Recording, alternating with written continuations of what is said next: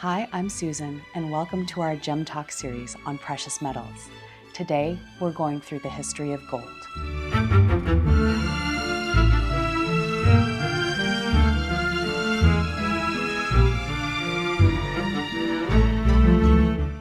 Because of our history, Shreve, Crump Low has a really rich past with golden objects.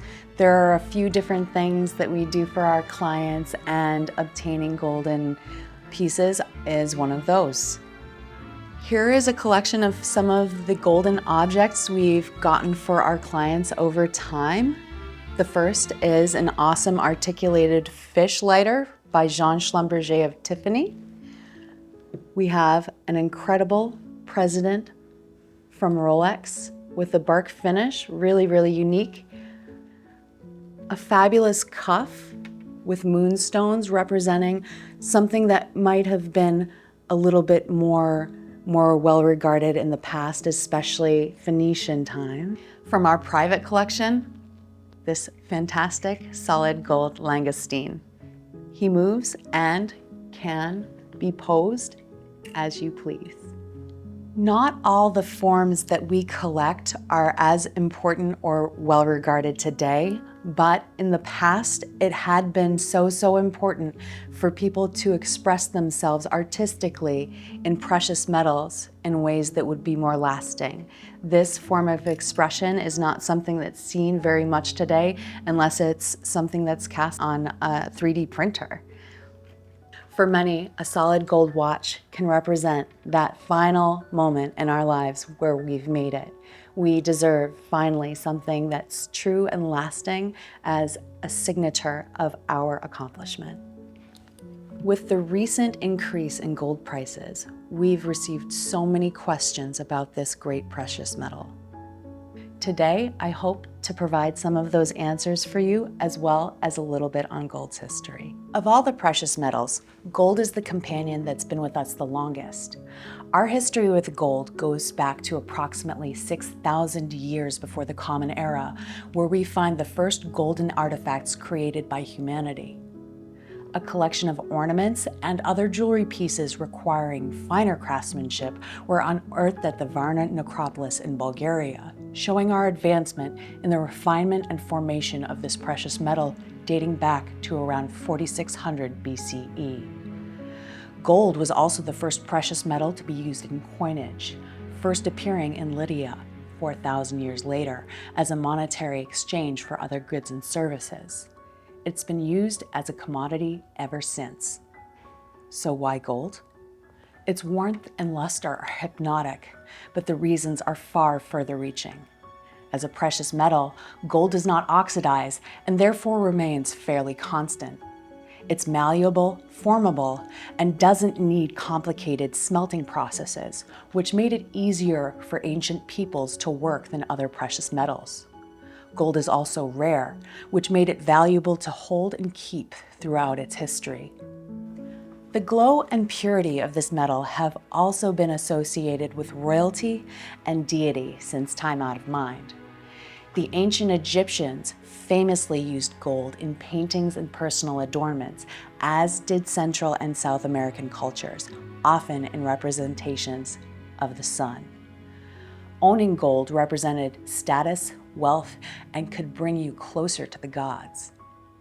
The chase for gold has famously led to some of the most epic and brutal of all human quests in history. Starting with its first finds in riverbeds, humanity has searched for gold in greater quantities. The Crusades and the Spanish Inquisition both saw one culture pillaging another for its wealth in gold under the guise of religious rite. Gold rushes in the Klondike, California, South Africa, and Australia saw migrations of thousands hoping for a better life during the last half of the 19th century. Not even the enlightened were immune to the draw of golden wealth.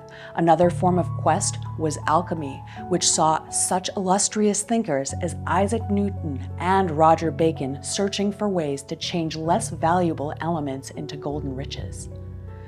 Today, gold is still used as a measure of personal wealth, even though it no longer backs most currencies as collateral.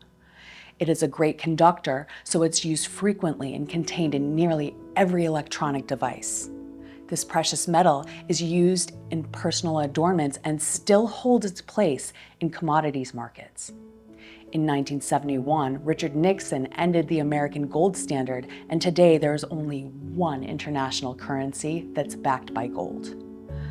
Though the way we use gold for exchange has transformed over the last 50 years, its allure remains. Status symbols in gold are usually associated with brand names and carry global weight. As an example, Rolex has models like the President and many gold sport models that are associated with the achievement of wealth. Cartier is well known for its love bracelets, Juste un Clou, and golden watches for women. Those interested in Van Cleef & Arpels tend to chase the Alhambra, and Tiffany & Company even boasts the popularity of its hardware collection in recent times. Throughout history, and to this day, many cultures use golden jewelry as a form of family wealth, passing collections from generation to generation. In much of Asia, the Middle East, and India, gold is still passed generationally or used as a bridge between families at important events like marriages and births. This has allowed different representations of culture and form to exist throughout the ages and can act as an incredible source of inspiration today. Even in cultures that aren't focused on owning gold as a cornerstone of generational wealth, golden heirlooms are still held to honor loved ones that came before. That makes these forms even more special, as they often represent personal style. Whether petite or bold, refined or chunky, gold can help express who we are and what we want the world to see in a way that's precious, represented in a way that lasts. Thank you so much for joining us on our journey through golden history. Be sure to like and subscribe and catch our next episode where we will continue to explore this awesome precious metal.